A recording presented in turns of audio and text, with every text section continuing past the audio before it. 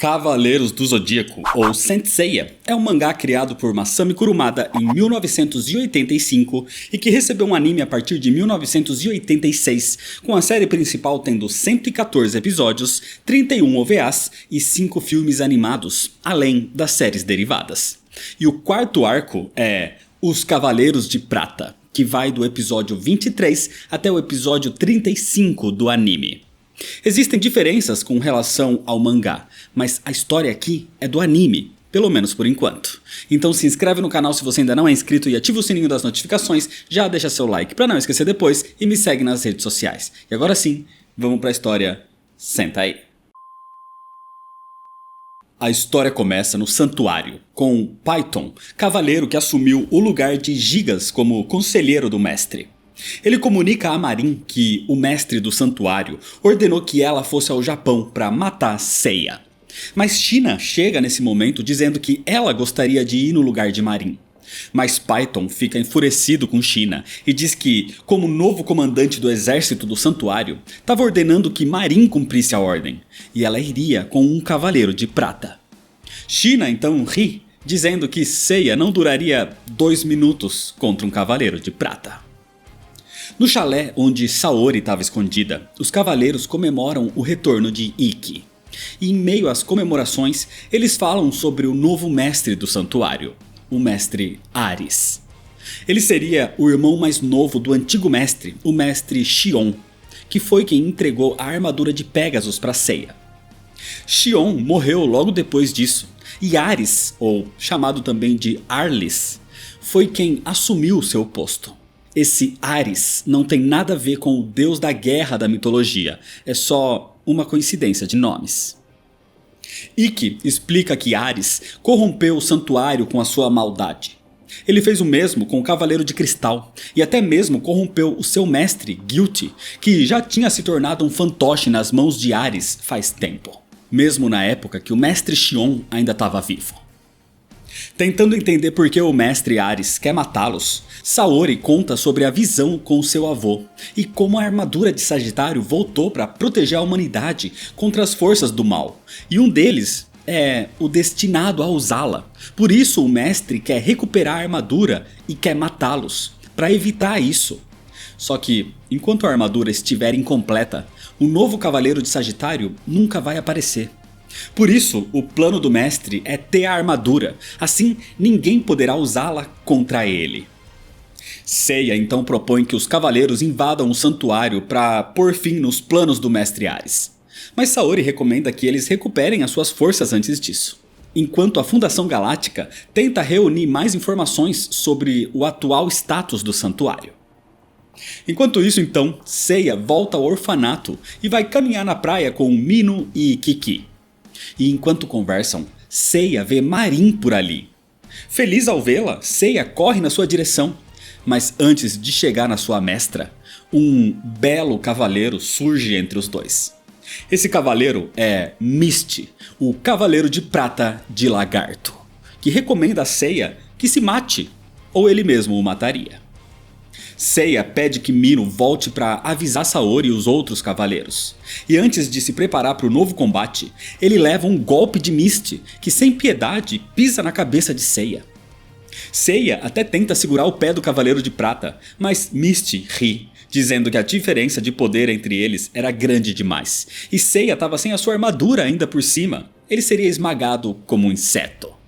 Mas nesse momento, Kiki usa os seus poderes para trazer a armadura de Pegasus. Seiya veste a armadura e ataca Misty com seus meteoros, mas eles não atingem o Cavaleiro de Prata.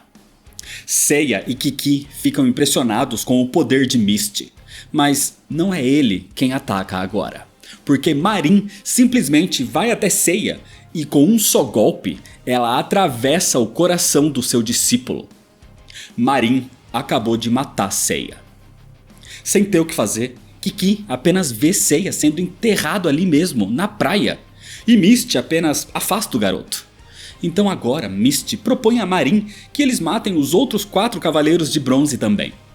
Mas antes, ele pede para ela se afastar um pouco.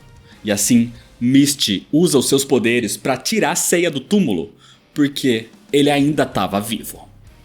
Misty percebeu que o ataque de Marin não passou de uma ilusão para tentar enganá-lo. Então agora Misty ataca Seiya com tanta força que o arremessa para o mar, deixando Seiya impressionado com todo o seu poder. Misty continua desdenhando da diferença de poder entre os dois.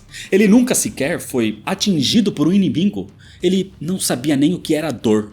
Então Seiya ataca mais uma vez com seus meteoros, dizendo que pelo menos um ele sentiria.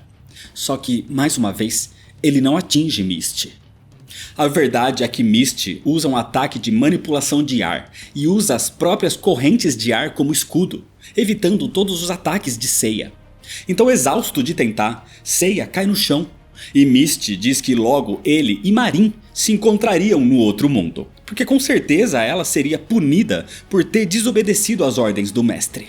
Seria punida com a morte. Assim como Seiya. Então Misty ataca Seiya com seu golpe, o Furacão das Trevas. Uma corrente de ar tão forte que lança Seiya pro alto e depois o jogando pro mar com toda a força, o que faz Seiya cair sangrando. Nesse momento, uma gota do sangue de Seiya cai no rosto de Misty, que, por ser muito vaidoso, vai até o mar se limpar, tirando assim a sua armadura.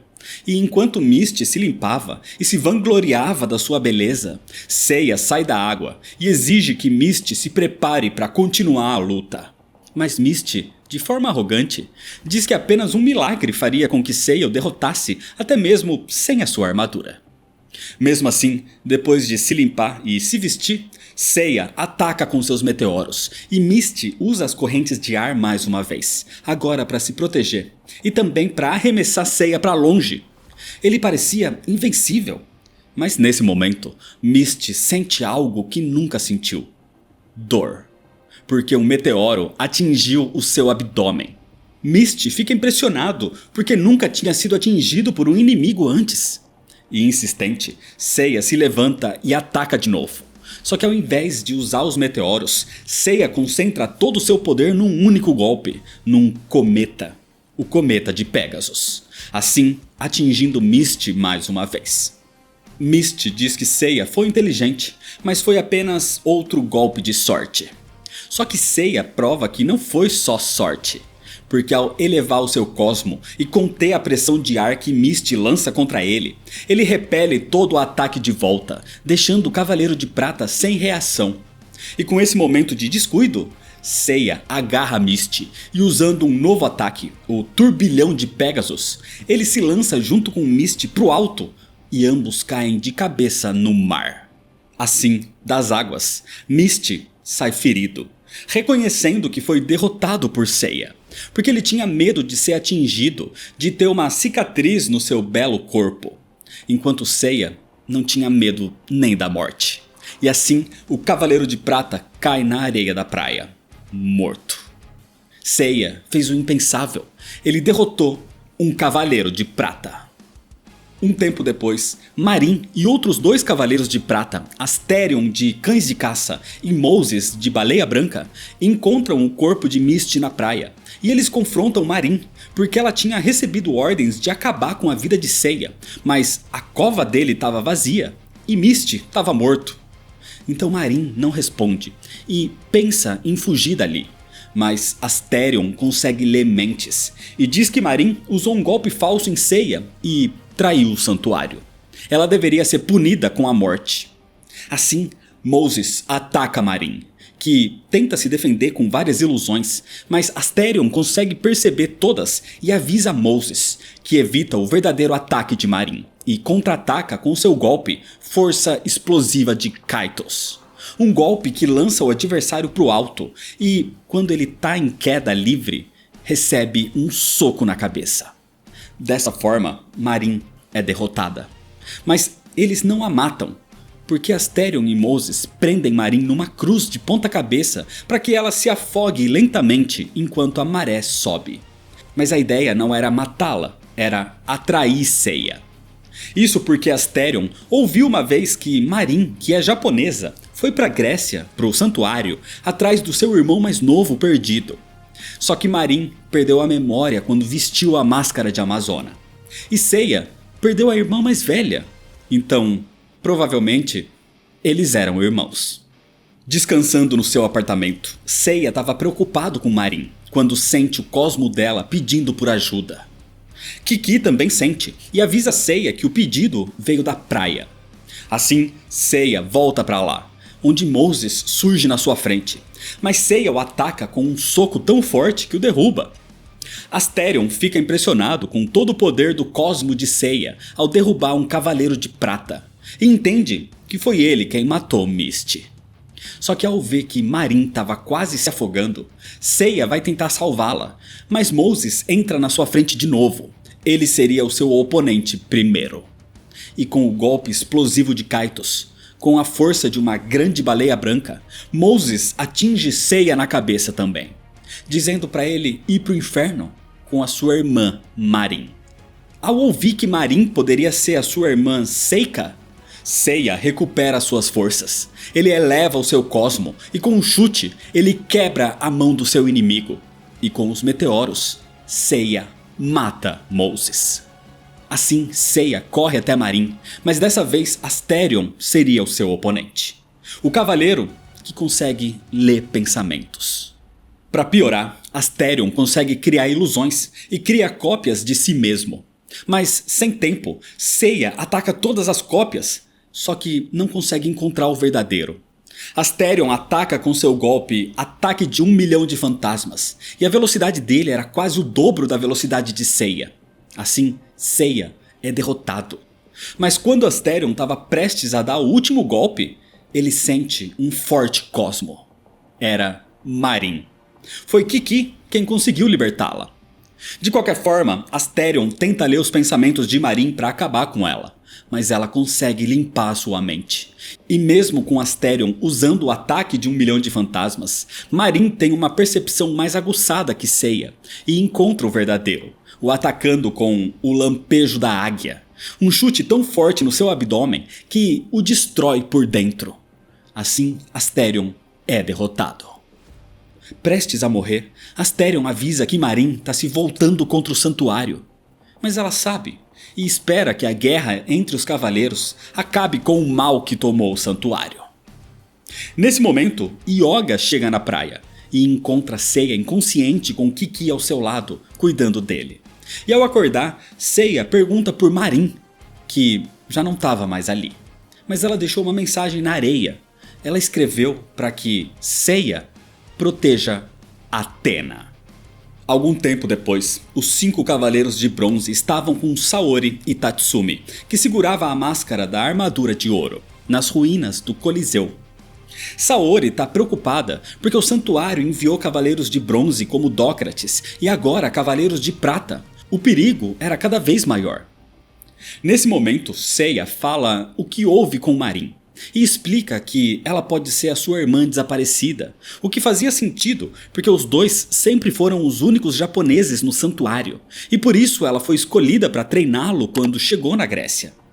De qualquer forma, o assunto principal é a mensagem que ela deixou na praia. E nesse momento, Tatsumi faz uma revelação para os cavaleiros. Ele conta que Saori é a verdadeira deusa Athena. Um segredo que Mitsumasa Kido lhe revelou logo depois dos órfãos terem partido atrás das suas armaduras. Ele contou uma história que nem Saori sabia até esse momento. De como, durante uma viagem até a Grécia, Mitsumasa Kido encontrou um cavaleiro ferido com a armadura de Sagitário, enquanto ele protegia um bebê. O cavaleiro lhe contou que aquela criança era a reencarnação da deusa Athena, que surge no mundo a cada 100 anos. Mas forças do mal tentaram acabar com a sua vida. Só que guerreiros corajosos iriam surgir para protegê-la, e o mais corajoso de todos deveria receber aquela armadura de ouro. Saori não sabia até esse momento que não era de fato neta legítima de Mitsumasa Kido. Mas ele a criou como se fosse, sempre dizendo que ela era uma dádiva de Deus. Nesse momento, os cosmos dos 5 cavaleiros começam a reagir com um poderoso cosmos que emana de Saori. Era o cosmo da deusa Athena despertando dentro de Saori, e os 5 a reconhecem como a verdadeira deusa da guerra e da sabedoria, a deusa que eles deveriam proteger com as suas vidas. O problema é que esse momento é interrompido quando surge ali no Coliseu outro Cavaleiro de Prata, o Cavaleiro Babel de Centauro. Ele tinha ordens do santuário de matar os 5 Cavaleiros de Bronze. Então Babel ataca com um golpe de fogo. Mas enquanto Babel atacava com as suas chamas, surgem 3 estrelas no céu. Esses eram os Cavaleiros de Aço, Sho do céu, Dai-Chi da terra e Ushio do mar. As suas armaduras eram na verdade tecnológicas, e juntos eles contêm os ataques de Babel, dando chance para Yoga usar o pó de diamante, congelando as chamas, e com um trovão aurora, Babel é derrotado. Ferido mortalmente, Saori se aproxima de Babel e segura sua mão, dizendo que quando ele renascer, ele vai lutar pela justiça. E nesse momento, Babel reconhece Saori como a verdadeira Atena, mas ele não resiste e morre pelos ferimentos. E nesse momento, os Cavaleiros de Aço vão embora. Enquanto isso, no santuário na Grécia, o mestre Ares cobra notícias sobre Marin e Seiya e exige que Python cumpra as ordens de matar os Cavaleiros de Bronze e de recuperar a máscara da armadura de Sagitário. Depois disso, China procura Python e, mais uma vez, pede para ser enviada para matar Seiya. E agora Python aceita. Mas China diz que precisa levar um cavaleiro confiável com ela.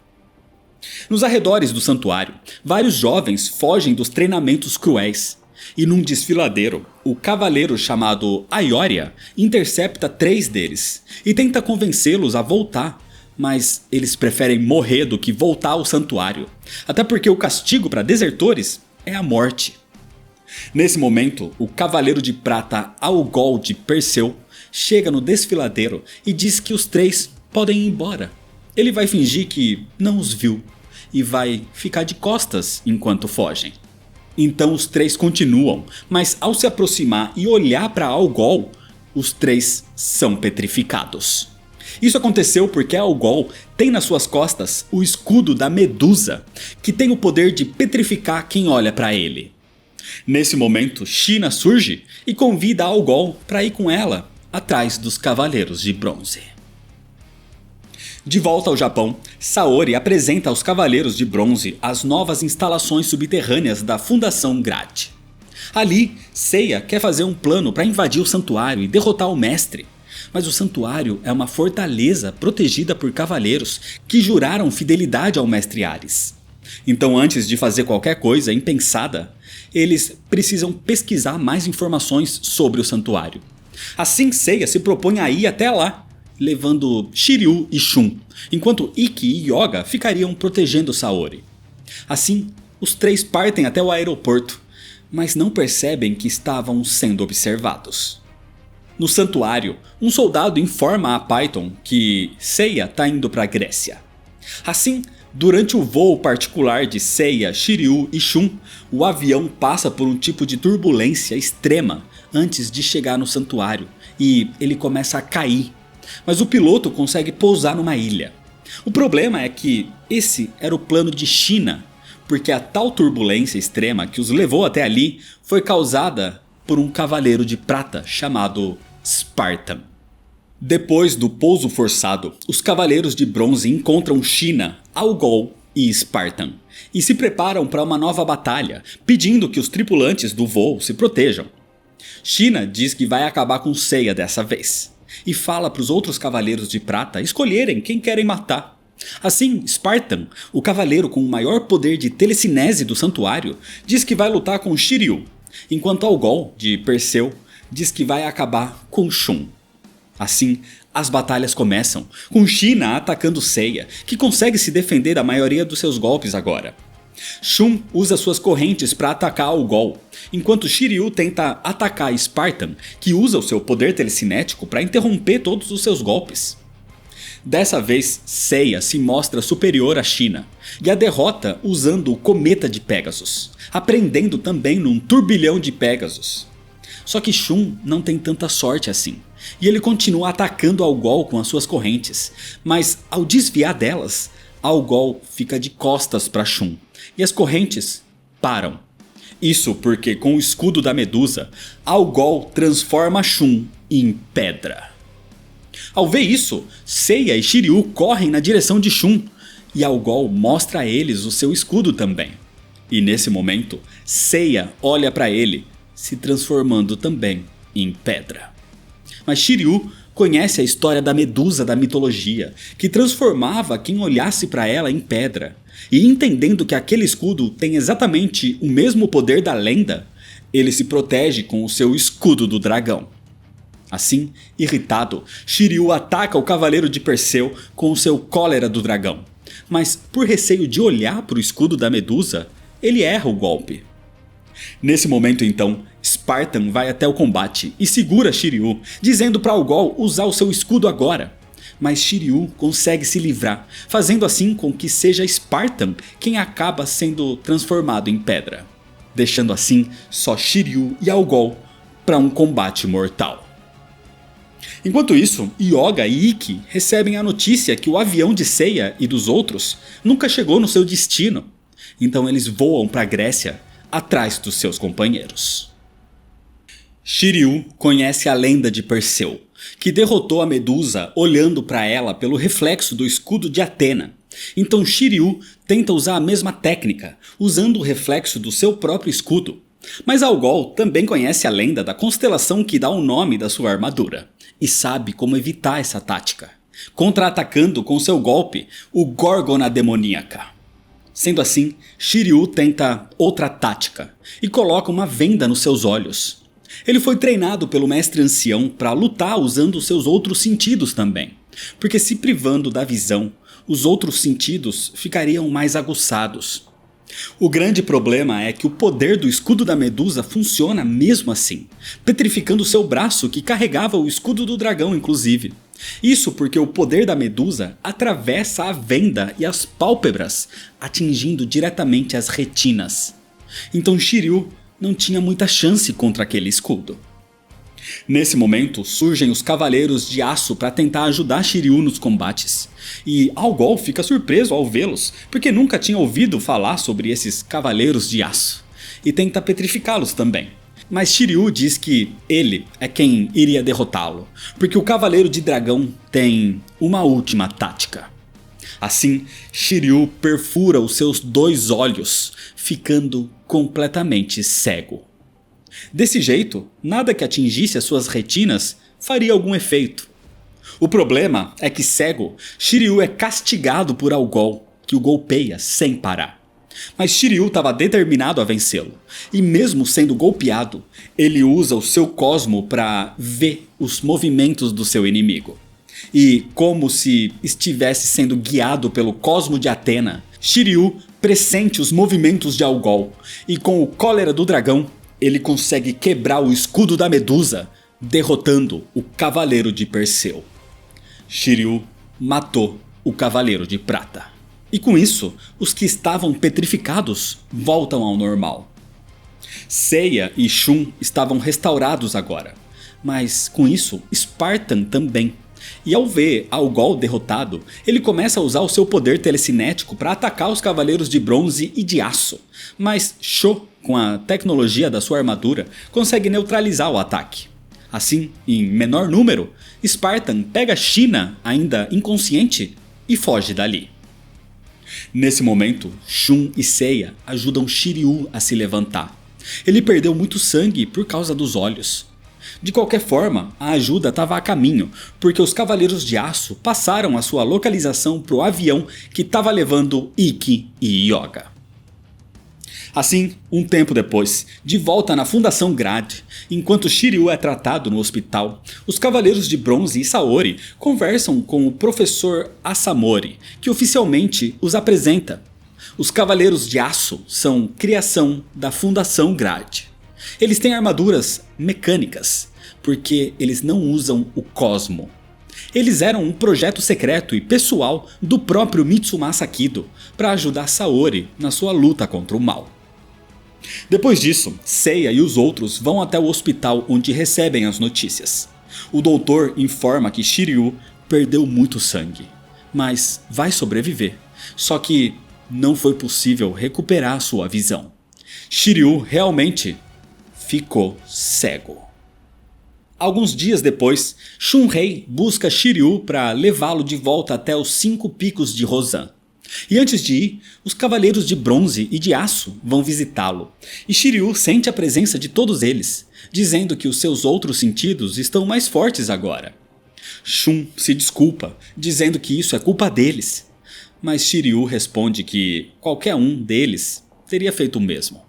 Então Saori agradece por tudo que ele fez.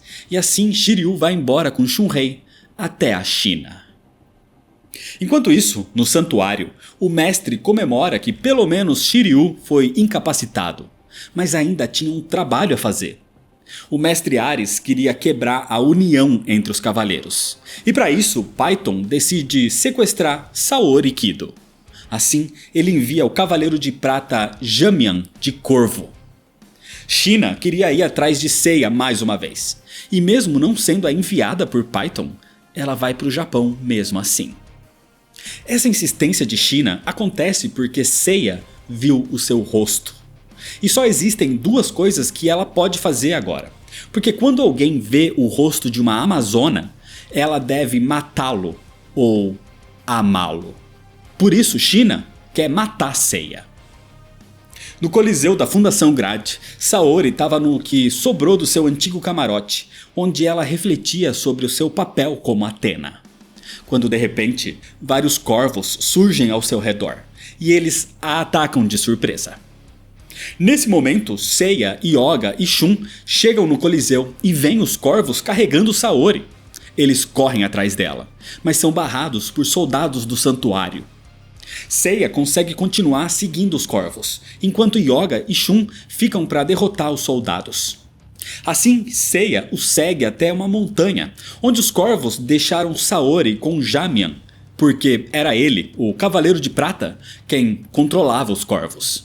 E com movimentos que se parecem a um corvo voando, Jamian ataca Seiya com o golpe Pluma Negra. Seiya consegue evitar os golpes, mas ao contra-atacar, os corvos entram na sua frente e bloqueiam todos os seus meteoros. Nesse momento, as penas dos corvos começam a se prender em Seiya, o deixando pesado. Essa era a Pluma Negra. Então Jamian aproveita para mandar os corvos levarem Saori para o santuário. Mas Seiya eleva o seu cosmo e queima as penas. E ao ver os corvos indo embora, ele sai correndo mais uma vez atrás de Saori. Usando os meteoros agora, não contra Jamian, mas contra os corvos, eles soltam Saori. Só que com isso, ela quase cai num penhasco. Seiya se joga para salvá-la, mas quebra o braço no processo. E Jamian se aproveita disso para tentar derrubar os dois juntos no penhasco. Nesse momento, China aparece por um lado, enquanto Jamian aparece do outro, encurralando Seiya e Saori. Nesse momento, Saori desperta, e Seiya pergunta se ela estava disposta a arriscar tudo. Então, sem opção, Seiya pula num penhasco com Saori nos braços. O dia estava amanhecendo, e Saori cuidava de Seiya agora, que ficou extremamente machucado na queda, tentando salvar Saori. E ela diz que é ela quem vai protegê-lo agora. Era como se Saori estivesse começando a ter sentimentos por Seiya. O problema é que China e Jamian chegam até eles. Seiya estava desmaiado, com o braço quebrado. Ele não conseguiria fazer nada. Mas nesse momento, Saori começa a emanar o seu próprio cosmo de deusa, o que deixa Jamian e China assustados. China nunca sentiu um poder tão grande assim, de nenhum outro cavaleiro, nem mesmo do mestre Ares. Então Saori ordena que eles voltem ao santuário e que se o mestre quiser, que venha falar com ela pessoalmente. Mas independente disso, Jamian manda os corvos atacarem a garota. Só que o cosmo de Athena os acalma e as aves pousam do seu lado. Então os corvos simplesmente atacam Jamian agora. E eles vão embora, deixando o Cavaleiro de Prata confuso. Jamian tenta atacar Saori mesmo assim, mas nesse momento, Yoga e Shun chegaram. E Shun para Jamian com as correntes de Andrômeda. Jamian estava confuso e desorientado com o ataque, e acaba caindo do penhasco, para uma morte certa. Independente disso, China queria aproveitar o momento para matar Seiya, mas Yoga a impede com o Trovão Aurora, lançando China para o penhasco também, mas ela se segura, impedindo a sua morte. De qualquer forma, Yoga e Shun conseguiram resgatar Seiya e Saori nesse momento, mas um novo problema surge, quando mais 2 Cavaleiros de Prata aparecem. Eram os Cavaleiros de Prata Dante de Cerbero e Capella de Auriga, que exigiam levar Saori para o santuário por ordem do Mestre Ares. Yoga e Shun se colocam na frente de Saori e de Seiya, que continuava inconsciente. O problema é que os 2 Cavaleiros de Prata estão ali com a mesma missão de Jamian de levar Saori ao santuário. Então Dante ataca com uma corrente que tinha uma esfera com espinhos na ponta, mas Shun usa suas correntes de Andrômeda para pará-la. Enquanto isso, Capella atira discos contra Yoga, que evita todos eles. O problema acontece quando uma das correntes de Dante consegue prender a perna de Shun, para que assim Capella o ataque com os seus discos. Só que Yoga tenta protegê-lo com seu pó de diamante, congelando vários discos de Capella, mas um deles o atinge pelas costas, nocauteando Yoga. Assim, Dante também prende o Cavaleiro de Cisne com a sua corrente e com uma enorme força arremessa os 2 para longe, os derrubando no penhasco. Capella mais uma vez diz que Saori deveria ir com eles, só que nesse momento mais um reforço chega para os Cavaleiros de Bronze. Era Ikki de Fênix.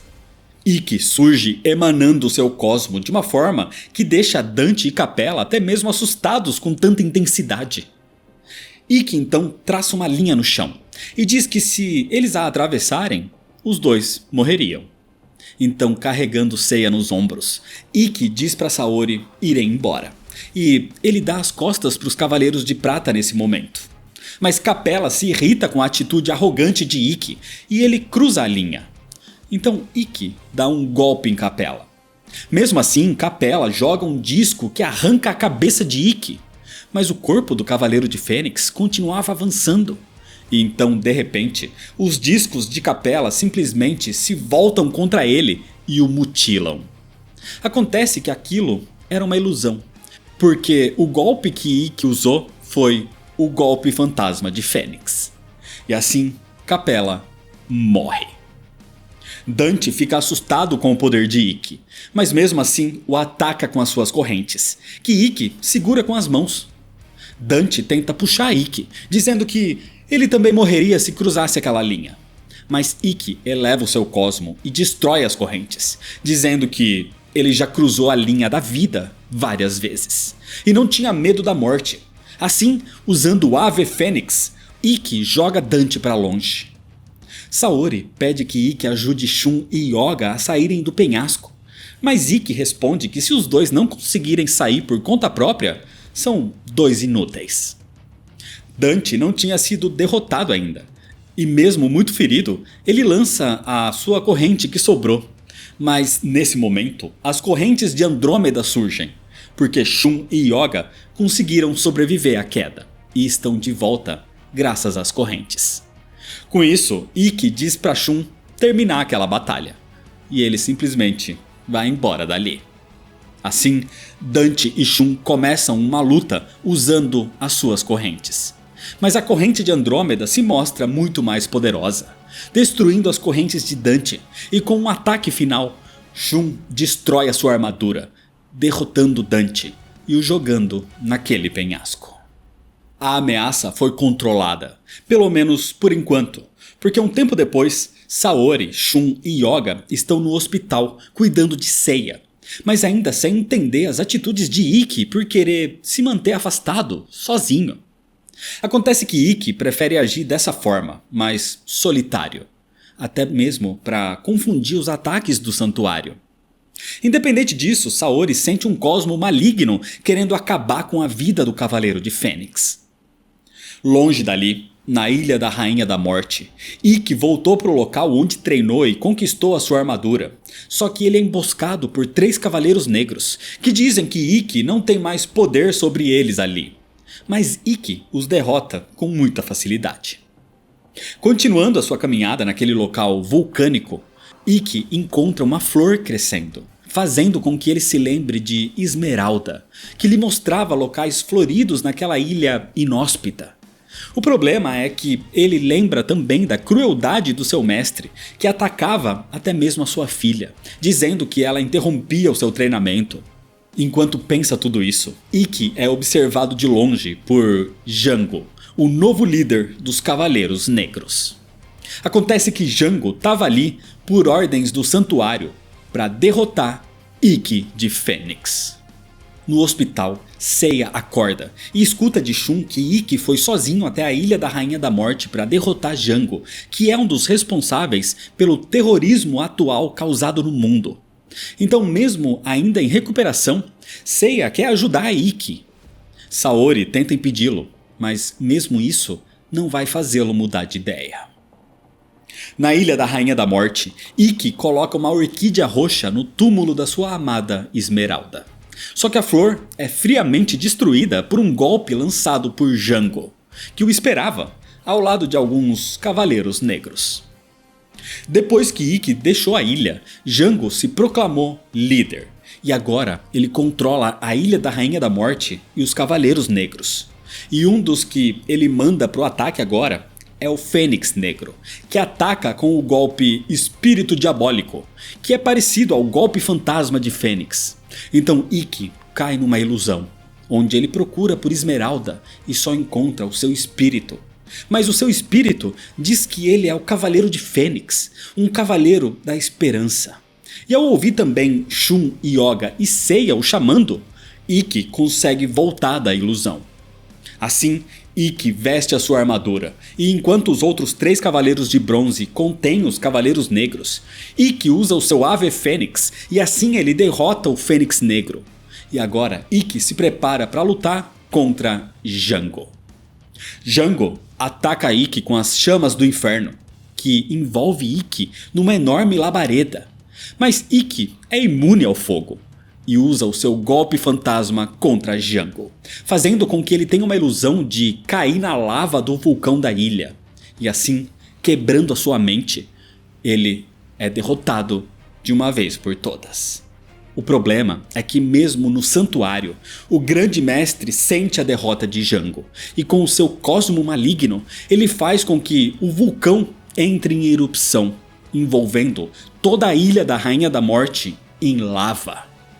Os Cavaleiros de Bronze morreriam com isso, mas nesse momento Saori consegue usar o seu cosmo de deusa Atena e os protege, assim tirando os 4 de lá e salvando as suas vidas.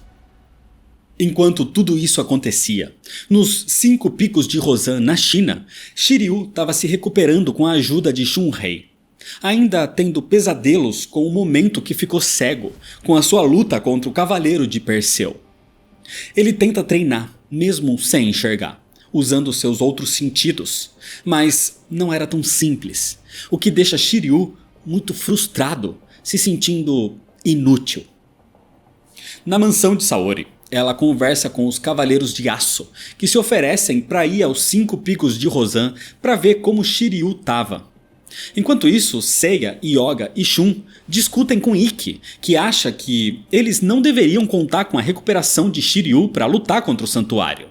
Mas Seiya diz que confia no seu amigo, e diz que Ikki não entende isso porque ele é um lobo solitário. Então, mostrando que Seiya tá certo, Ikki diz que vai agir por conta própria mesmo, e vai embora dali.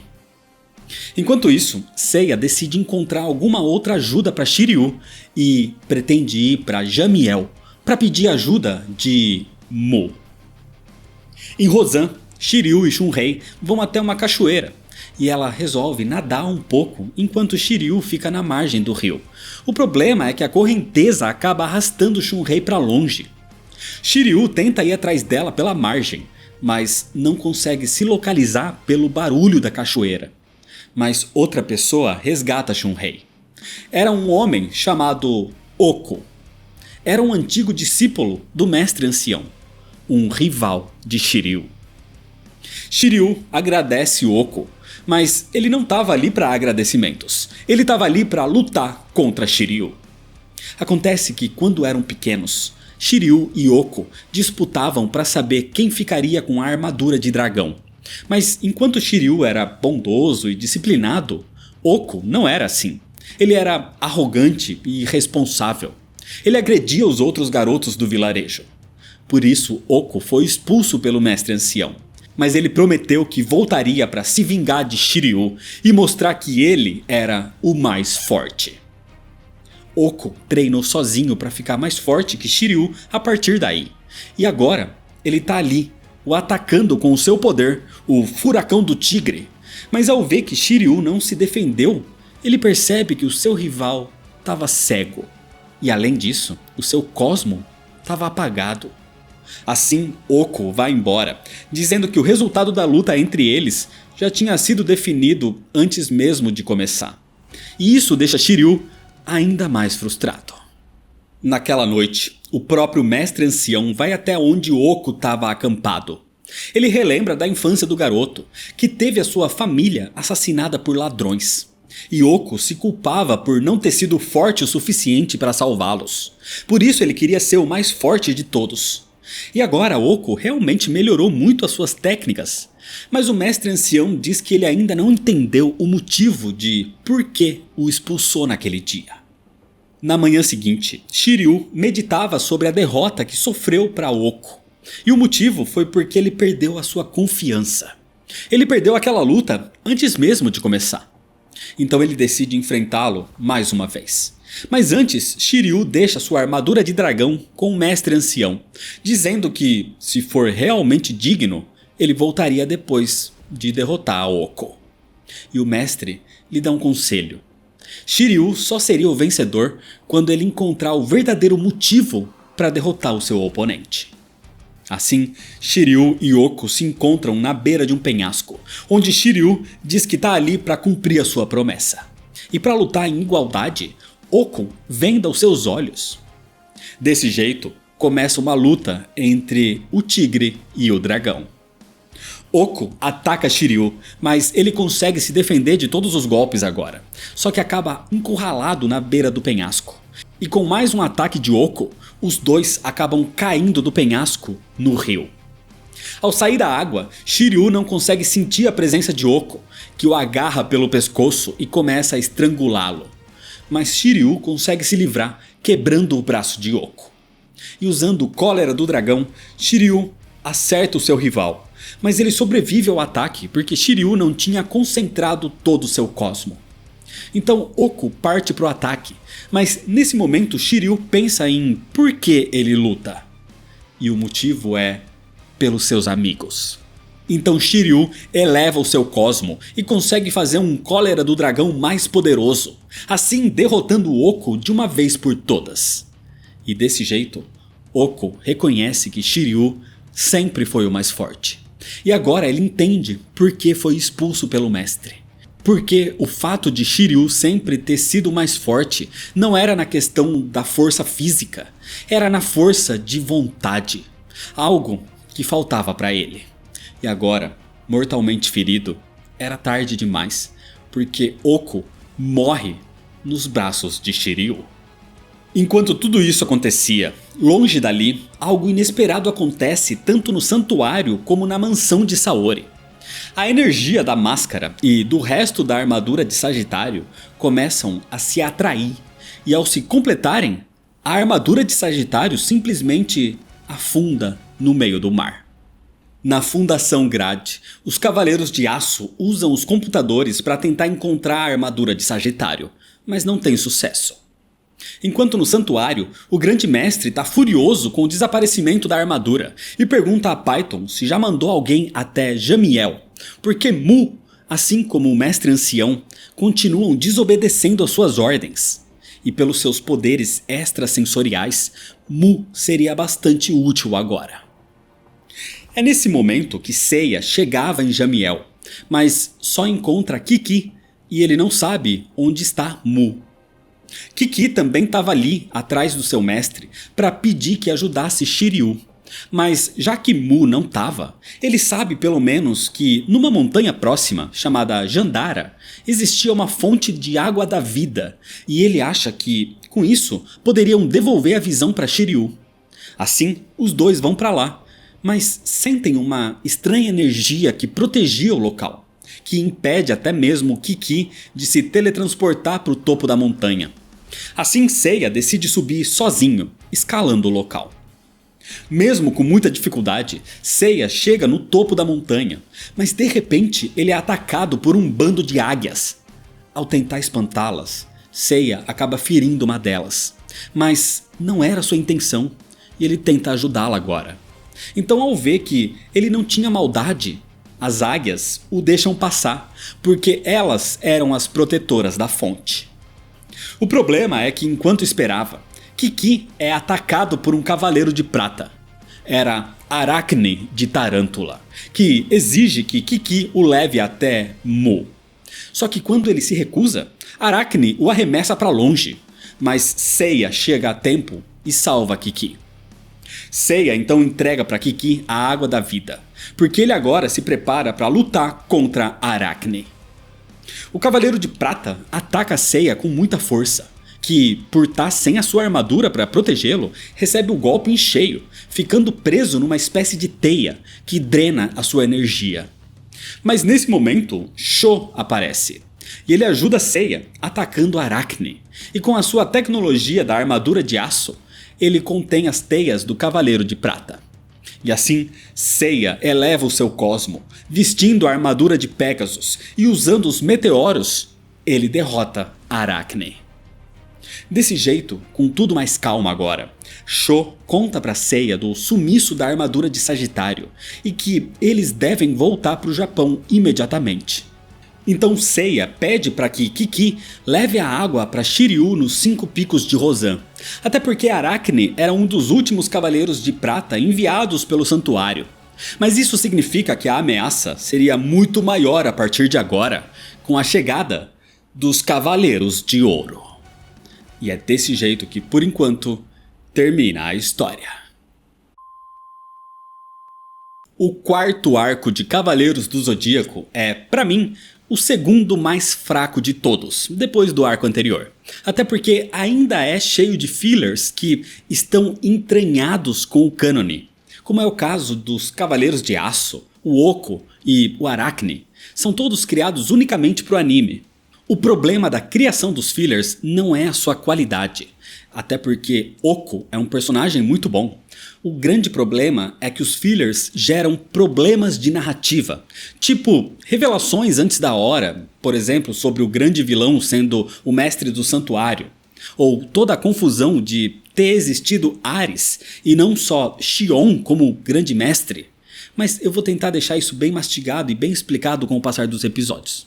De qualquer forma, esse momento com os Cavaleiros de Prata tem os seus altos, como a luta contra Misty e contra Algol, mas tem vários pontos baixos também.